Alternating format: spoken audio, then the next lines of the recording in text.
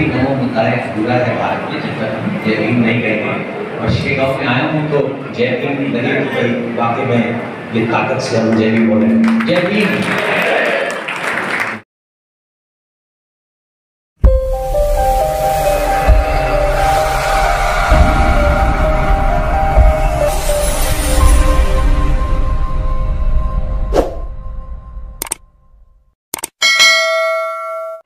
Hi good afternoon, कसे आहे सर्वजण? मज्जेत, मी सुद्धा मज्जेत। तर बघा आता दुपारचे 12:30-1 वाजत आलेले आहे, तर कारण की मी आता जात आहे बाहेर, जात आहे मी खामगाव रोडवरती प्रोग्राम आहे। तर प्रोग्राम कशाचा आहे आणि कार्यक्रमाचे अध्यक्ष कोण आहेत वगैरे वगैरे सगळ्या गोष्टी तुम्हाला ब्लॉगमध्ये बघायला मिळतील। कार्यक्रम कशाचा आहे बघू आपण, छोटासा ब्लॉगसुद्धा बनवू। तर आईची पण तयारी झालेली आहे आणि प्रतीक येते की नाही काय माहीत। तू येतं ना प्रतीक?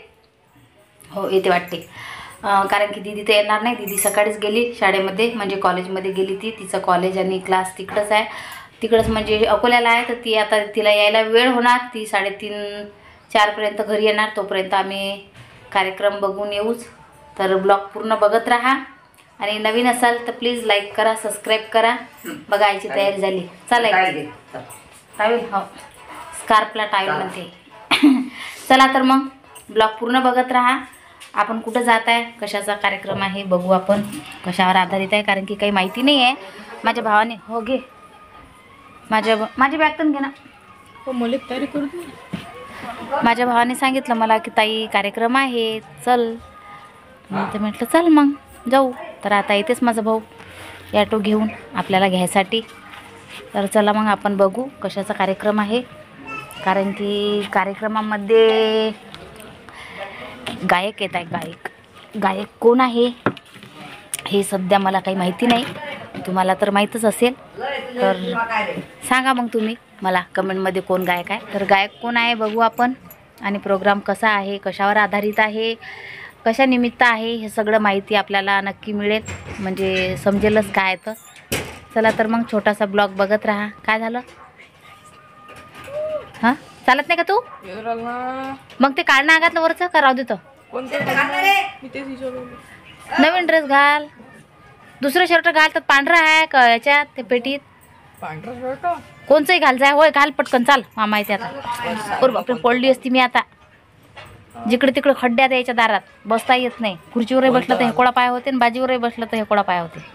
बाजीचाही पाय गेला कामातून आणि असं करता करता माझाही पाय गेलता पाय कामातून, कारण की तुम्ही मागच्या ब्लॉकमध्ये तर बघितलंच माझा पाय कामातून गेलता, म्हणजे मी घसरली होती, पाय हे मध्ये लचक आली होती, तर वाचली थोड्याशाकनी मी, काही हरकत नाही। चला तर मग ब्लॉग पूर्ण बघत राहा। चला तर आपण जाऊ आता।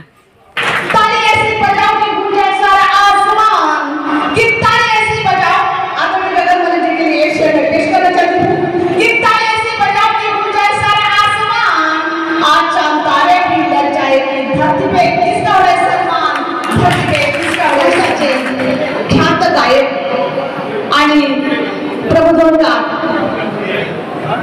ज्यांचं आगमन ह्या ठिकाणी झालं आहे, मी मान्यवरांना विनंती करते त्यांनी आसन ग्रहण करावं। डॉक्टर बाबासाहेब आंबेडकर म्हणतात की माझे 10 भाषण आणि कवीचं एक गीत असतं, एवढी ताकद त्या कलामध्ये परिवर्तन करण्याची ताकद असते। म्हणून एक शायरी म्हटलंय की महंगो तो ऐसा महंगो कि फूलों को होश आ जाए, और गाओ तो ऐसा गाओ शायरों को जोश आ जाए। ऐसा ही फिल्मकार आदरणीय राहुल जी अरविंदर, जोरदार तालियों का स्वागत होना चाहिए। कारण कलम की वार से कट कट कर गिरते हैं दुश्मन, कलम की वार से, तलवार की वार से कट कट कर गिरते हैं दुश्मन, तो कलम की वार से ढूंढ ढूंढ के मरते हैं दुश्मन। शिवा ने सब शर उठा के जालिमों को मिटाया, तो कलम चला के भिवा ने दुनिया की सारी जुल्मों को मिटाया। इतनी बड़ी ताकत है कलम में होते हमारे। आज का ये अवसर बड़ा निराला है, आज यहाँ पर नूर बरसने वाला है। एक बार जोरदार तालियां बजा दीजिए, क्योंकि अब कार्यक्रम शुरू होने वाला है। जोरदार तालियां आपण मान्यवरांचं स्वागत करूया। आता ते आपण हिंदुराणे यांना मी विनंती करते त्यांनी तथागत बुद्ध आणि डॉक्टर बाबासाहेब आंबेडकर यांना पुष्प अर्पण करावं आणि विचार मंचावर आसन ग्रहण करावं। वंचित बहुजन आघाडीचे जिल्हाध्यक्ष आदरणीय देवराव धुवाडे हे डॉक्टर बाबासाहेब आणि तथागत बुद्धांना पुष्प अर्पण करत आहेत।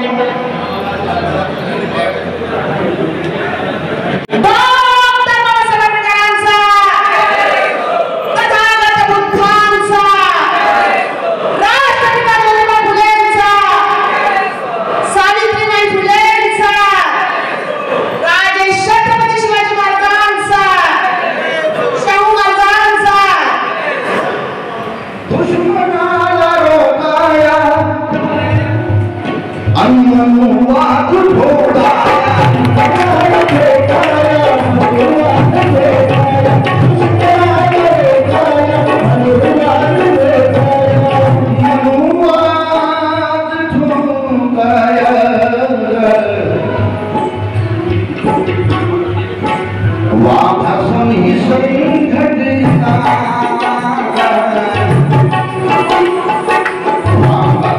वाभासून ही संघटना अरे हमेशा बलवान पाहिजे वाभासून ही संघटना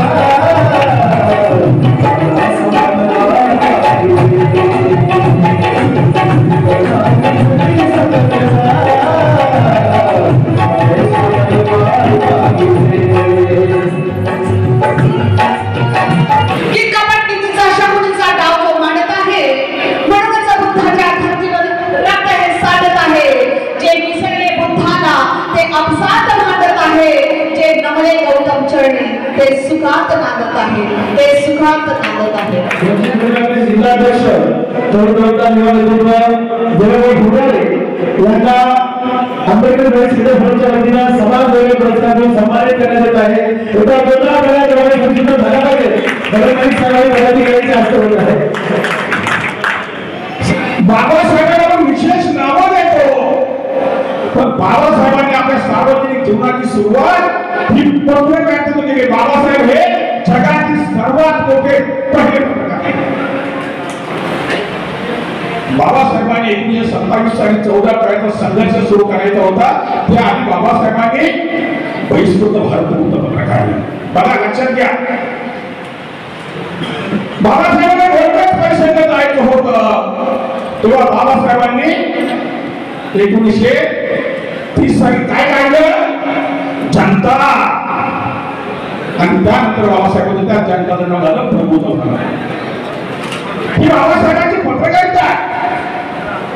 बाबासाहेबांनी बहिष्कृत भारतामध्ये जे आंदोलन केले, बाबासाहेबांनी कोकणामध्ये जे आंदोलन केले, जर ते आज वाचलं तर त्या काळामध्ये कुठलाही संरक्षण नसता. बाबासाहेबांनी ह्या व्यवस्थेला जे फ्लोर काढलं ते आपल्याला कळतं.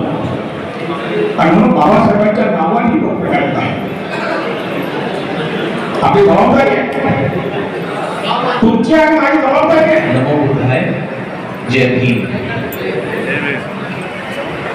ये बात भी मैंने कही थी कि नमो बुद्धाय पूरा है भारत में, जब तक जय भीम नहीं कहेंगे। और शेगांव में आया हूँ तो जय भीम लगे कि भाई वाकई में ये ताकत से हम जय भीम बोले। जय भीम। अच्छा, सबसे पहले मैं अपना आदर प्रकट करता हूँ उत्तम नामपत्र जिन्होंने मुझे फ़ोन करके यहाँ पर आने के लिए कहा, और मुझे बहुत अच्छा लगा कि आपने मुझे किया। और जितने भी लोग जो यहाँ पर डिग्निटरीज हैं, जो वीआईपी लोग हैं, उनका भी शुक्रिया करता हूँ। और जितने भी पत्रकार यहाँ पर हैं उनका भी बहुत शुक्रिया करता हूँ कि उन्होंने मुझे बुलाया और आज वो यहाँ पर मुझे सुन के रहते। जैसे उन्होंने मुझे कहा कि ये एक इम्पॉर्टेंट इवेंट सेरेमनी जहाँ पे महाराष्ट्र के सारे पत्रकार आए जो एक तरह से बुद्धिज्म के लिए काम करते हैं, बाबा साहब की जो विचारधारा है वो लोगों तक पहुँचाने का काम करते हैं। तो मैंने ये निर्णय लिया कि मुझे आना जरूरी है, क्योंकि आप लोगों से बातचीत करना मेरे लिए बहुत अहम है। हम 1956 के बाद बहुत सारे कार्य कर रहे हैं, लेकिन अभी भी उतनी कामयाबी हमें नहीं मिल पाई जितनी मिलनी चाहिए। तभी हम कोशिश कर रहे हैं कि भारत को बौद्ध में भारत बनाने की राह पर हम चल रहे हैं धीरे धीरे अपनी कैपेसिटी में। करीबन 10% बिहारों में भिक्षु, 90% भिक्षु नहीं है, उसको तो लोग चला कुछ तो कारण है। वो बीज कौन बोएगा कि एक नए भिक्षु का प्रोडक्शन करें। चलो आज आप पत्रकारों के सामने मैं हूं, मैं एक क्लियर ऐलान कर देता हूं, बड़ा क्लियर है। आप अपनी पत्रकारिता के थ्रू इसको मैसेज पूरे भारत में पहुंचा दीजिए। जो भी माँ बाप अपने बच्चे को भिक्षु के रूप में 10-15 साल की पूरी एजुकेशन भिक्षु के रूप में थाईलैंड राष्ट्र में देना चाहते हैं, वो भिक्षु बन के पढ़ेगा, वहां पर ग्रेजुएट होकर वापस आएगा, उसके बाद उसकी इच्छा होगी वो भिक्षु बन के जीवन जिए या बिना भिक्षु के जिए, उसकी पूरी पढ़ाई का खर्चा, उसका रहना सहना हम करेंगे।